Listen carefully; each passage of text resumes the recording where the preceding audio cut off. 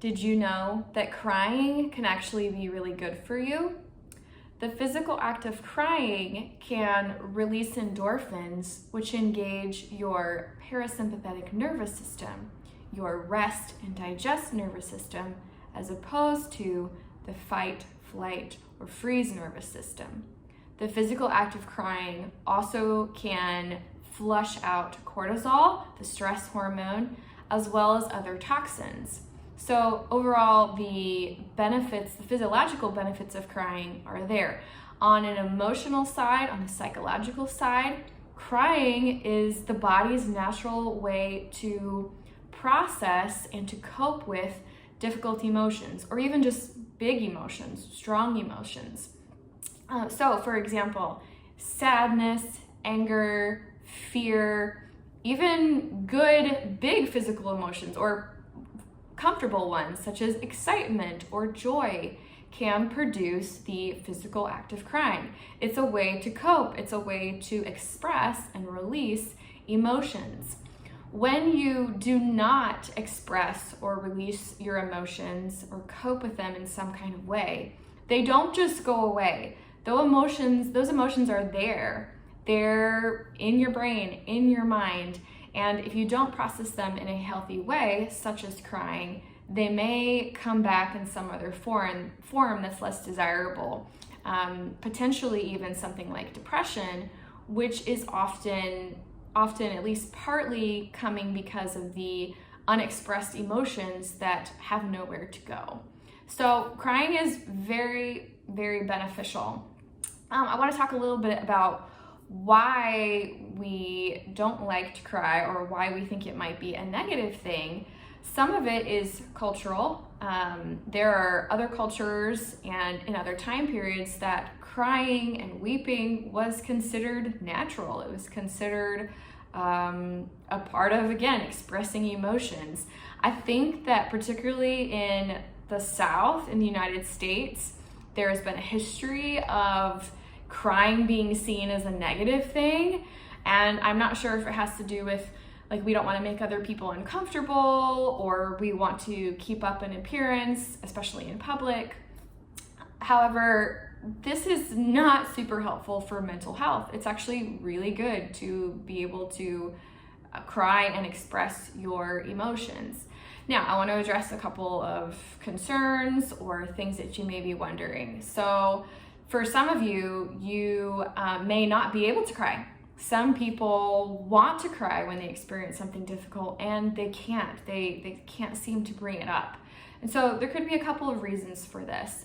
One, you may have dry eyes and just tear ducts that don't flow as easily. If that's the case, you could talk to your doctor about that. But on a psychological level, it may be that you grew up in a household or a culture where crying was not acceptable. Crying was something that was punished or something that was made fun of if you cried a lot. And so it can take some time to really think through and evaluate what are my beliefs and my experiences about crying, and is that playing a role in why it's so difficult for me to cry. This may be something that you want to talk to a counselor about. What are your experiences with showing emotion in general, and then specifically with crying? What if you are a person who cries a lot?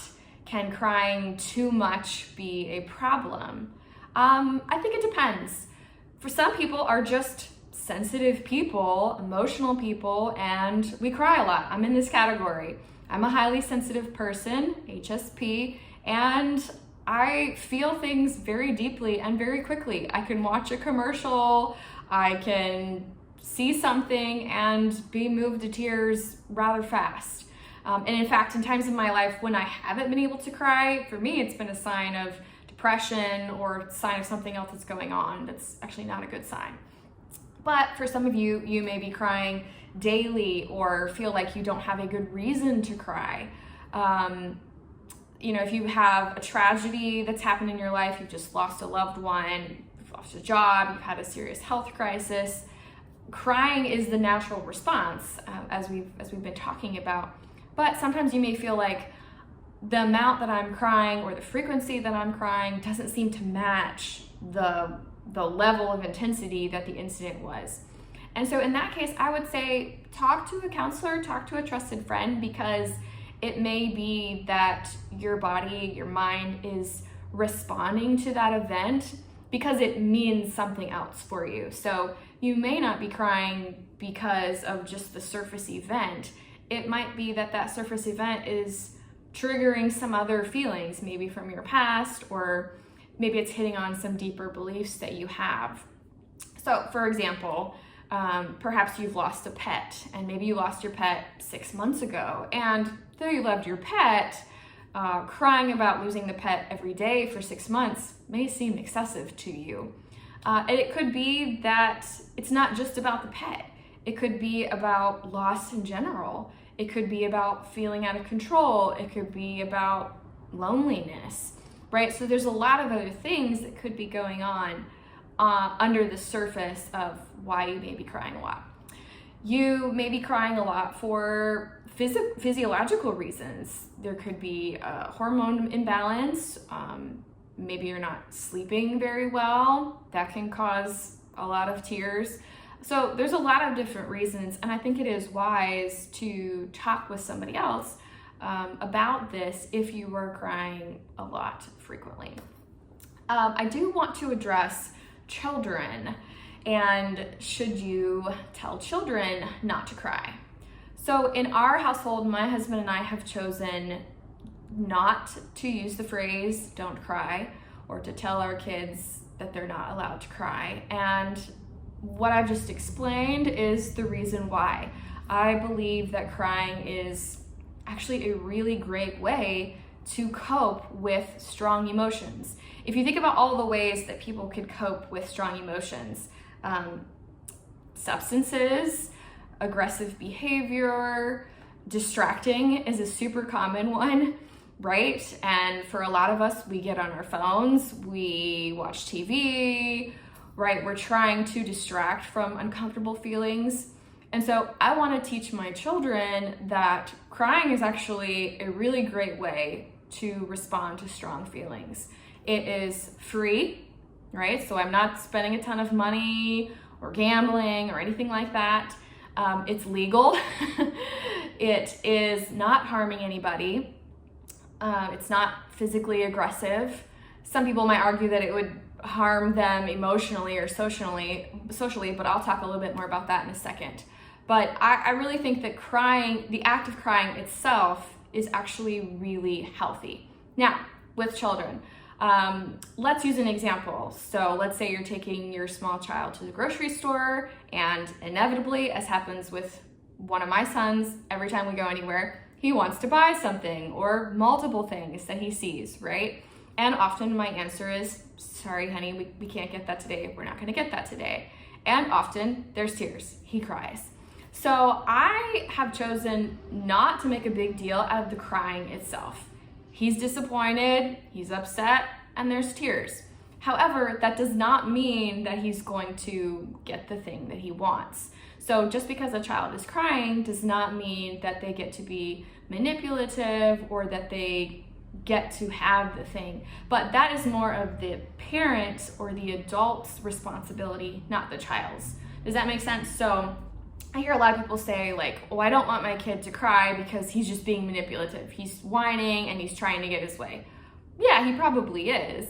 But the crying is not the problem. The problem is the parent needs to stick with their boundaries, to stick with what they've said. And so I think that that's the key difference. And of course, crying can be uncomfortable to listen to, especially if you're in public, right? It's embarrassing, especially if it's starting to cause a scene, right? It's not fun. My earpod just fell out. I will ignore that for temporarily unless it was too disruptive. But yeah, if you're in the store and it's starting to cause a scene, then you as a parent, you want to deal with that, right? You want the child to be quiet. But as long as you're not giving in, the child's gonna cry. And to me, when I am in the grocery store and I see another parent and child, and the child is crying, right? Like, it doesn't bother me, especially if I see that the crying isn't working. If it is trying to be manipulative and the parent is not going for it, then the kid's just crying. So that's my take on that. Trying to think if there was anything else I was gonna say about that, but we let our kids cry. It's not the crying that's the problem. Now, when if the crying turns into aggressive behavior or arguing and being disrespectful, then we'll address that. But the act of physically releasing emotion in the form of crying, I think I want to teach my kids that that's actually a really positive way to cope. So I hope you enjoyed this video. Let me know in the comments below, what do you think about crying? Do you find it helpful? Do you have difficulty crying? If you feel comfortable enough to share, what were some of the beliefs that you grew up with in regards to crying? We'd love to hear about that in the comments below, and I look forward to seeing you in another video. Thank you.